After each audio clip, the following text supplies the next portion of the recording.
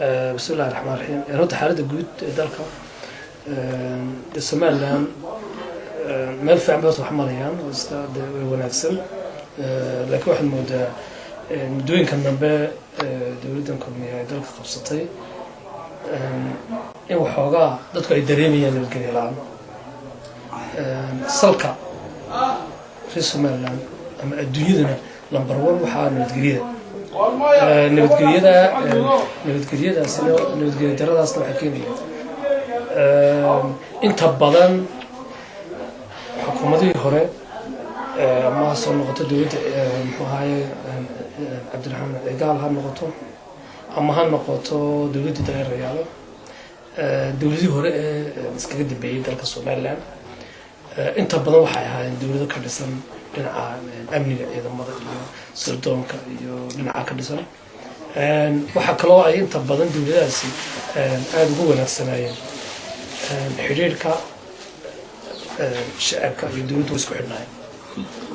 dawladda waxa weyn dawladkeeda wax walba laakiin dawladda ku xidhnaato shacabkeeda isku xidhnaadaan dawladda marka in waxa moodaa in shacabkii iyo booliskii gaab soo kala dhex galay taasi waxay keentay inay dilalka bataan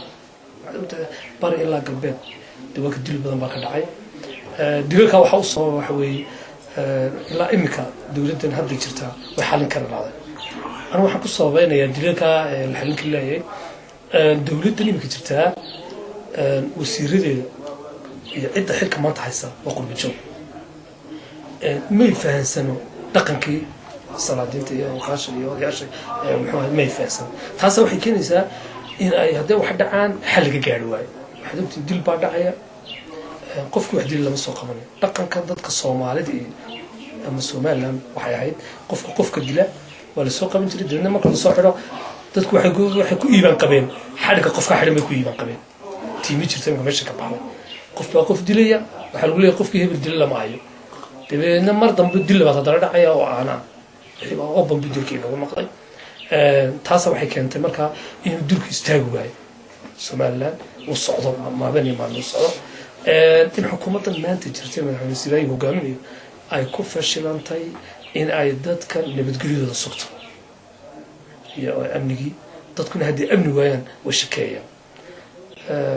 kullayta xaaladda muxuu ahaay intaasaan kaaga taaman lahaa saan ogtihiin dawladda muddo yaroo gaaban baa u hadhay waa 2 sano waxla labadaas sano waxla diiwaangelin dalka kama dhicin anaga xubkaasi mucaarad ahaan waxaa noo muuqda in ayna dawladani oo doorasho xalaala in dalkan ka dhacdo oo diiwaangelin ku dhacdo ay diyaar waayeen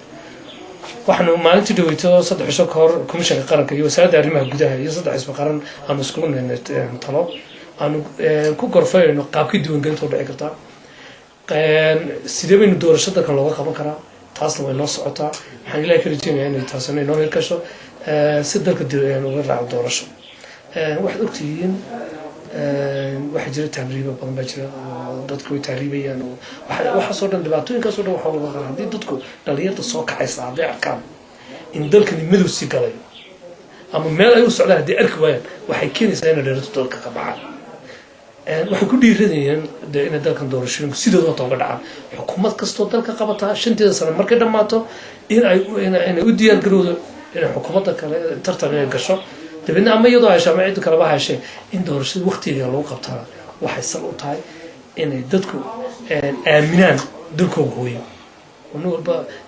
دليل السياسة السورية خارج الجولات ديان كسوريا برلمان كسوريا ولت السورية يعني حزبية ذم السورية ويا رب ده يقول كي متشوفين أنا شغال صوب بلوني تبريك مالين مكترينه وإن شركنا بديل لا لا شركنا بديل أدو دبدو بعض يا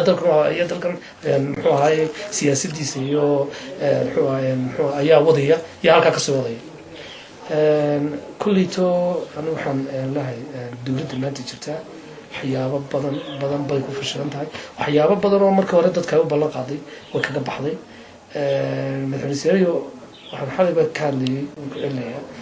markuu doorashada ku jiro waxaan dhisay dawladda yar oo tayare oo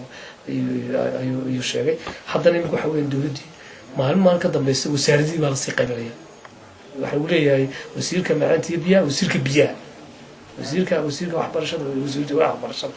وزارة دي بقى أفر وزير يسوق جريه وزير والبنا جاري يشدار يعيد أبو بعيه waxaan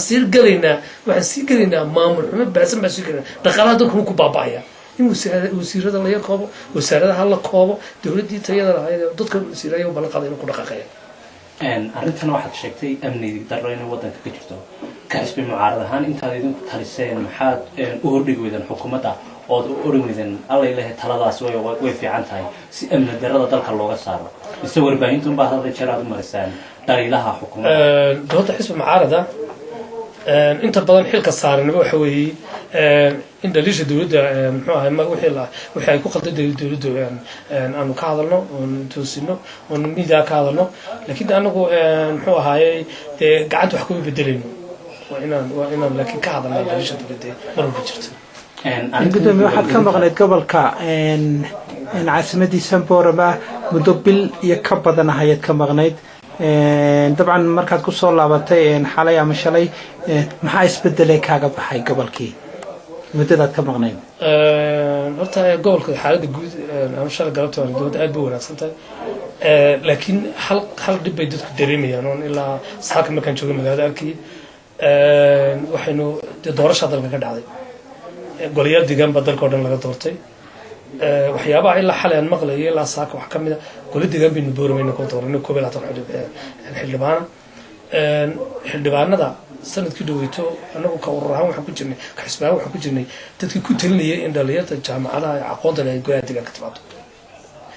way u badan yihiin rag yimiday oo wax garanaya way ku jiraan laakiin waxaad yar moodaa odayaashii hore ee marka hore ka tegay golaha deegaankuna waxay ahaayeen caaqilo iyo odayaal waaweyn bay ahaayeen golaha deegaanka maanta boorama runtii ilaa xalay ilaa saaka inta suuqa mari way fadhiidiyeen magaalada waxba may qaban waxaana wararka inta badan ku hayaa inay guruubo u kala baxeen taasina arrin aad la fiican mayso aniguna yeelmayna taas siyaasadda kulkamay in 500 carruurta laga qaadayo in maayirka marba cadaadis lagu saaro muxuu ahaayay inuu guruubo inta u kala baxaan isaguna ku dhex wareero guruubada maayirku oo kolba guruub u tagay muxuu ahaayay arrintooda xal yiraahdo oo budgetka yar dadka wax yar aan lida laga qoray waa 500 saac laga qaado waa tukaan waa jagan nin miskiin si jeexanayo wax laga qaado wax kale ma jiraan dowladda hoose inta in loo xasilo dadka oo loo hagaajiyo wax qabadkooda dadka la tuso ay reeyado lu fadhiyaan hadii taa la waayo de kulay tala laga yeelan doona golaha deegaanka hadii wax ka bedel waa xaaladda ka jiraan intii kale ka maqnayd gobolka waxa ku badan bilahan dambe waliba iyadoo dawladda heer gobol iyo heer degmaba waqtiga ku luminaysa wax la yiraahdo soo dhaweyn ama ha noqoto wasiiro ama ha noqoto barasaabo ama ha noqoto oday dhaqameedyo taasad u aragtaa bismillahi rahmaani rahiim dee waa dhaqan xun oo Soomaaliland lama qabto in wasiir hargeysa ka yimid caasimada in boorama lagu soo dhaweeyo waxa la raawada ka noqdaan way gobolkan waa gobol miisaan culus ku Soomaaliland waa gobol dad aqoon ka soo jeedaan waa gobol aqoon lagu tubayo in wasiir Soomaaliland ka yimid halkan lagu soo wadooyinka loo joogsado la salaadintii waxba halka u joogsan waa nasiib daro soo dhaweyn wax loo sameeyo waa madaxweynaha ku xigeenka mid ka raacdo waxa kula dardaarmaya hadii ay saamiga dalka ka cabanayaan saamiga dalka ka cabanayaan waa in iyagoo midaysan ay madaxweynaha kula la yeeshaan waa in wasiiradu war u dhiibin wasiirku waxna ma qaban karo dad waxna ma sameyn karo war un buu qaadaya warka uu qaadan wuxuu kaga tagay halka markuu ka dhaqaaqo marka waxaan kula talinayaa wax garadka reer awdal iyo aqoonyahanka yaani wasiirada ka imanaya Soomaaliland ku mashquulin haddii ay dacwad qabaan oo ay wax dhaliilanayaan oo ay saamiga ka hadlayaan oo xukuumaddu wax ka doonayaan waxa loo marayaa dariiq loo mareeyay gobolka madaxweyne ku xigay baa ka soo baxay isoo xaq u leeyahay maraan madaxweyne ku xigeenka iyo mari doonaan ilaa madaxweynaha Dumbiyin uu tagay dacwad laakiin waxa xaq u leeyahay madaxweyne ku xigeenka tagaan dibadna ilaa madaxweynaha socdaan dibadna ay sheegtaan wixii dadku wixii saamiga gobolka ka maqan ay sheegtaan laakiin haddii wasiirka arrimaha gudaha iyo wasiirka dowladda halka yimideen iyo wasiirka waxbarashada halka yimideen haddii war loo dhiibo waxaan xumaynaa taas in waxba ka suuro galin wasiirna waxba ma qaban karo cidna wax ma gaarsiin karo waxay keenaysaa weegis samcadari ku keenaysaa gobolka laftiisa waa wasiiradu barcay tagaan ergaabo u baxaan hargeysa u baxaan wasiir wali lagu soo dhaweeyay gobol oo awdal hayn ma jiro taan aad baan ugu xumaay intaan boorama joogay intaan hargeysa joogay miidiyan ka arkay salaadiintana ka hortagay sayta wasiirada tawan ka xumay mana aanu raalina ka siyaasadaan ugu dambeyntii gudoomiye waa 26 June waa maalintii qarannimada dalkan uu 3 jirsaday markuu Ingiriiska ka qaatay maxay tahay fariintaad bulshada u diraysaa 26 June waa maalin weyn si runtii waxay in aad loo weyneeyahay laakiin shacabka reer Soomaaliland kulli waxaan farin jiray waxaan leeyahay hal ilaasada nabadgelyada midnimadana hal ilaaliyo dadkuna waa inay is aaminaan qarankan Soomaaliland waa la wada leeyahay sida loo wada leeyahay waa in looga wada helaa saamiga iyo muxuu ahaayay looga wada helo waa in dadku ay maartaan nabadgelyadooda ay ilaasama kulli ku soo Soomaaliland arrinta isdiiwaangelinta waxaad sheegtay